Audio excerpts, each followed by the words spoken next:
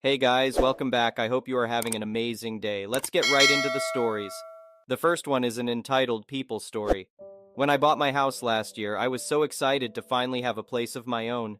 What I didn't expect was the neighborhood crazy lady, let's call her Karen, who seemed determined to make my life miserable. It started with polite invites to join the homeowners association that Karen ran with an iron fist. I declined since I didn't want to pay extra fees or deal with nosy neighbors telling me what to do on my own property. Well, that set Karen off. Suddenly, there were fake code violations taped to my door almost daily. My grass was too long, or my fence was the wrong color. Karen even claimed my mailbox was not regulation size per homeowner association standards. I started avoiding my front door just to not run into her. Karen would pound on the door and demand I join the homeowner association. She acted like she had authority over me just because I was new to the neighborhood. The harassing got worse when I went on a week-long vacation. I came home to find a bill in my mailbox from the homeowner association for over $500. The notice claimed I owed fines for violations, administrative fees, and mandatory dues for the year. I saw red. This had gone too far. I marched over to Karen's house and pounded on her door, notice in hand. When she opened the door with a smug look, I lost it. I told Karen exactly what I thought about her fake fines and made up rules. A few days later, I followed up with a cease and desist letter drafted by my lawyer. I outlined all the harassment and made it clear I would sue Karen for damages if she continued. I took satisfaction mailing that letter, knowing I finally stood up to the neighborhood bully. Karen must have gotten the message because the harassment stopped completely. She even avoids eye contact when I'm getting my mail now. I'm just glad I didn't let her intimidate me into joining that ridiculous homeowner association. And if she tries anything again, I won't hesitate to give her another dose of her own medicine. The next one is a pro-revenge story. My best friend Karen is a first-grade teacher, and as soon as she told me the story, it gave me such a sense of justice that I knew I had to retell it here. 2 years ago, Karen had a student named Xavier. He was a sweet little 6-year-old boy when things were good, but his parents had just gotten divorced. His mom wasn't that great even before she was out of the picture, and his dad was quite disengaged from both his son's behavior and his IEP, Individualized Education Plan. Rather understandably, Xavier acted out in class. He'd refuse to listen to Karen, push other kids, and disrupt class in more ways than I could possibly list. Now Karen worked tirelessly with Xavier to improve his behavior and get his dad more involved in a positive way. She'd often call me to talk about it and decompress because that's what friends were for. But occasionally Xavier went too far and did something she couldn't just deal with in class, like trying to stab another student in the hand with a pencil. On those occasions, she wrote him up with a referral and sent him to the vice principal, VP. But surprise, surprise, VP was absolutely no help whatsoever. He'd joke around with Xavier, refuse to address the problem Karen sent Xavier there for, give him candy, and then lecture Karen for writing up a 6-year-old for any reason because it reflected badly on VP.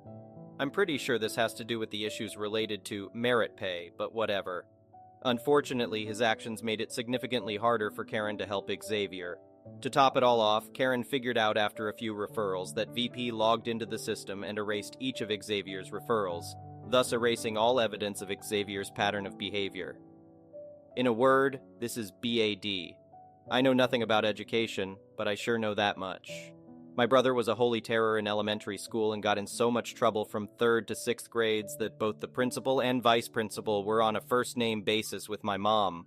Those records sure didn't disappear. Not into the shredder and certainly not into the digital ether. She reported this to her higher-ups who weren't VP, but they both told him about the complaint and specified that Karen was the one making the complaint. VP was cold and rude to her after that. Nothing was done about it because it seemed to be a one-time thing. But now Karen knew what to do. Every time she had to write Xavier up again, which thankfully happened less often as the year went on, she meticulously documented everything herself. She sent herself all the relevant stuff, saved the emails, the whole shebang. By the end of the year, Xavier's behavior had greatly improved thanks to her mentoring and the various ways she learned to engage with him in the classroom. She even talked to his 2nd grade teacher to make sure the woman knew how to work with Xavier. God, Karen went above and beyond for this child. Partway through the next school year, the higher-ups came to talk to Karen again. Even though nothing was done about her complaint the previous year, a record had been made of it. As it turns out, another teacher had reported VP for doing the exact same thing to her as he'd done to Karen. If she had anything related to her own ordeal, they wanted to see it. Oh boy, did she. She gave them every single digital receipt she'd accumulated for the better part of a school year to compare with VP's, establishing a pattern of him undermining teachers by erasing students' patterns of behavior. VP was quickly removed from his position as vice principal of Karen's school, even though he wasn't technically fired. He was just moved to a different school and put in a much lesser position, with significantly lower pay. Bonus: he taught history at Karen and my high school while we attended it, and everyone loved him. I look forward to telling this whole story at our reunion because we sure don't like him now. The next one is a petty revenge story. So my 18F mother, 50-something F, kicked me out today because I wouldn't let her financially take advantage of me. She told me to get out and take nothing with me, then she left. I'm really fortunate that one of my friends lives in the same building as me, so we were able to take everything I owned in about 3 hours. I've been seeing this coming for a while, so most of my things were already packed away. Now, a little context for my friend. She, bless her heart, has the worst body odor I've ever smelled. It's bad. Like, never completely come out of fabric bad. And for the past 3 hours, we have been running up and down 2 flights of stairs carrying heavy boxes. So, as we sit on the couch resting and taking the place in before we never return, I allow myself one petty thought. I grab my mother's pillow and I hand it to my friend. She understands the assignment. That pillow goes under her armpits, her back, her chest, anywhere it can soak up 3 hours worth of sweat. That pillow sees hell. We put the pillow back in its place and leave. Now, I don't know if she actually meant for me to leave or not, but when she gets home and sees my room empty, I hope she regrets chasing away the last person who cared for her, and when she gets in bed and lays her head down on her pillow, I hope she cries. Update: I was really shaken when I made the first post and I left out a lot of details because I just wanted to share a funny moment. But I've been getting a lot of questions and I can't sleep, so I wanted to answer a few of them. The most asked one is, of course, what do you mean by taking advantage of you financially? First of all, no, she didn't ask me to pay rent. I would kill to just pay rent and know my living situation will be secure. I'm not sure where to start that would give enough context, but I'll start by saying that my mother is a narcissist. She is a miserable woman that everyone who has ever known her has hated. She is a leech that has only ever known how to take from others. She's been addicted to gambling since before I was born, and she certainly hasn't stopped now. Anyways, I'll get into the main story. Please keep in mind that my knowledge is very limited. Most of it came from her, and she is the least honest person I know. I don't understand much of this to begin with. So about a year or two ago, my great-grandmother passed away and left her house to my mother. The house is in a gated community trailer park with a horrible board/homeowner association, something like that. I'm not sure exactly what it is. My mother explained it to me as a club, and to live there you need to qualify to join it. To qualify, you need to own a trailer, a truck to pull it, and go on a few camping trips with them. My great-grandparents promised that we wouldn't have to do anything, but the club demands that we go through the process to qualify to live there. Our living situation isn't awful, but it's stressful to maintain. My mother found some guy to drain of his money, and they've been fighting over rent every month. I'm not told much, but I saw a paper that said we owe a lot. I truly don't know why we didn't move down to the house to live basically rent-free. She said it was so I could finish high school with my friends, but I don't believe her. She didn't want to move there, but she didn't want to sell it either. She claimed that it was both because of sentimentality and because she knew she would gamble all the money away the moment it hit her bank account. I know my great-grandmother's death was hard on her, and her grief made her spend more nights at the casino. I would almost feel sorry for her if she didn't make her 16-year-old daughter comfort her at her grandmother's deathbed. So once she burned any money she inherited, she pawned off the trailer and I assumed the truck too, but I never heard much of it. She pawned anything valuable she could find. She would often ask me for money to keep from losing them forever. She'd often just ask me for money for any reason. Once she realized that she couldn't just win back enough money to get the trailer back, she started begging me for the money, not me, begging me to ask my dad for money. They've been separated since I was about 11 and haven't spoken a word to each other since. The night before my 18th birthday, she told me that I needed to get money from him, or she would lose the trailer, and then we would lose the house. I already felt bad enough receiving any money from him, but asking him for thousands of dollars? For my mother?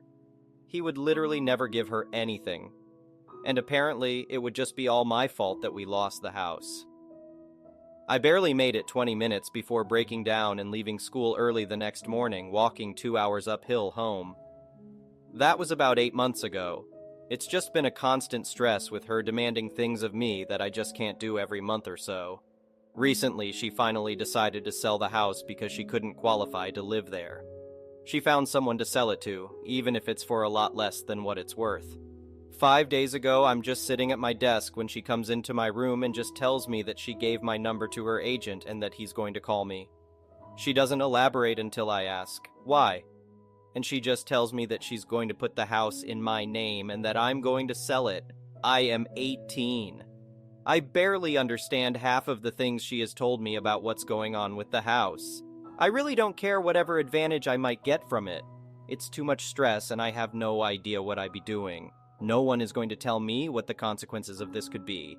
I wouldn't even understand half of what I'd find online if I tried to look it up. I don't even know what to ask. This is an absurd thing to ask of anyone so inexperienced. Why is she doing this, you ask? She said that because of the taxes she owes, if the money went into her account, it would be used to pay them all off, and she wouldn't get to keep most of the money.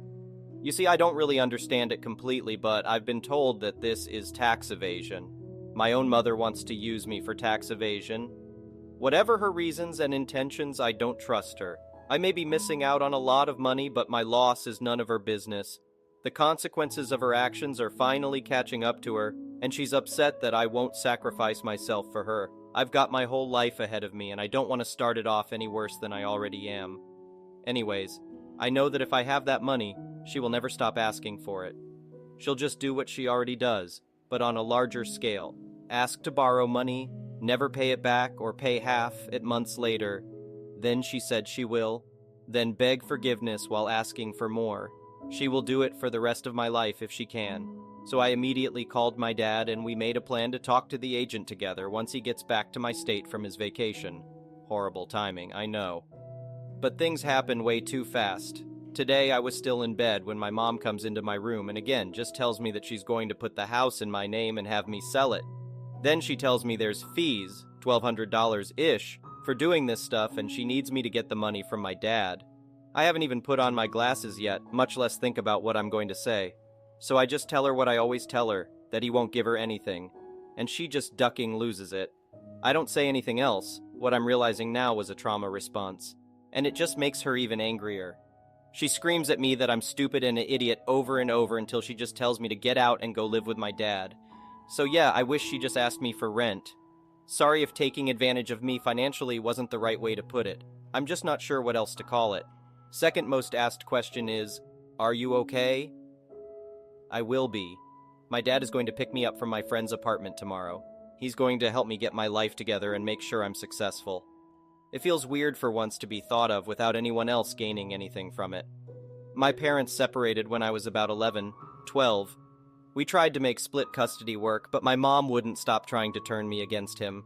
She made me tell him I didn't want to see him anymore, and I never saw him again until I was 15, 16. I've been steadily spending more time with him since then. I've also been talking to a therapist for about a year. I'm not alone in this. Has your friend tried X? Your friend might have She, 18F, I forgot in the first post, oops, said she just has bad genetics and that a lot of her family has the same problem. Her hygiene is fine and most of the time I don't smell anything. It's just that when I texted her for help, she was also in bed and didn't have the chance to shower or put on any deodorant. With the constant labor and stares for such a long time, it was literally the worst case scenario. Did you get all your important documents? Sadly, no. My mother is a mess, and so are her things. I wouldn't know where to find anything, nor what they even look like. It's just something I'm going to have to deal with later. Freeze your credit! Ha ha. Yeah, I don't have a credit card. I didn't have my own bank account until about 3 months ago when I got my first job. So much has been going on that I never got around to it. I don't have any kind of shared account with my mother, as there would literally be no point. She would just gamble anything I'd put in there. Before, I had a shared one with my dad that he would put money in every once in a while. I'm very fortunate that he's been doing well. Another edit. Yeah, thank you for the advice. I'll admit I didn't really know what this was. I'm going to do this, don't worry. How do you not know how old your mother is? Because her birthday is on Christmas, and I haven't spent a Christmas with her in about 3 years. We don't celebrate holidays, and I wouldn't want to, even if she wanted to. I literally forgot, and it's not exactly something you talk about every day. I barely saw her, what with her door dashing to make money all day so she could waste it that night at a casino and all that. What was her reaction to the pillow? Sorry, I'm just as disappointed as you are. I never got a reaction text.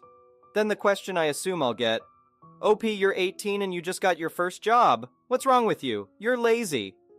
Yeah, I have depression and what I thought was anxiety, but has been recently diagnosed as CPTSD, a gift from my mother.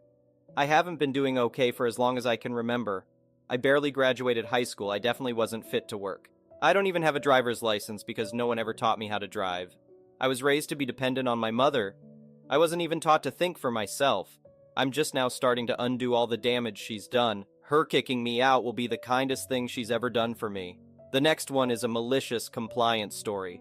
This happened recently. We have a monthly local basketball event, normally lasting 4 to 6 hours. It is all in good fun, and we often play under the winner stays on rule. Originally, people would create a team and come to play. This way, you could play with your friends. But it used to cause an issue with good players only wanting to play with other good players. And sometimes bad teams only wanted to play with their friends, making it uncompetitive. If you come late or don't have a team, you are often treated as a substitute. So now, LJ, the event organizer, makes sure teams are spread out to ensure everyone gets a chance of winning and staying on. My team consisted of myself, a guy LJ knew from playing in the park, we'll call him Parker, and 3 other guys named Tony, James, and Mello, all fake names. LJ thought we were a decent team because Parker and I play often, and Tony is quite tall. We just played our first game and we lost. It was not a big deal, as we often treat these as a feeler game to see how intense good everyone is playing. Parker took a majority of the shots because he wanted to play the point position where you start with the ball. I didn't complain because I wanted to know his play style. The team we lost against was good, but they weren't amazing. The second game comes around and we play them again. Parker is doing the same thing, and I am playing well.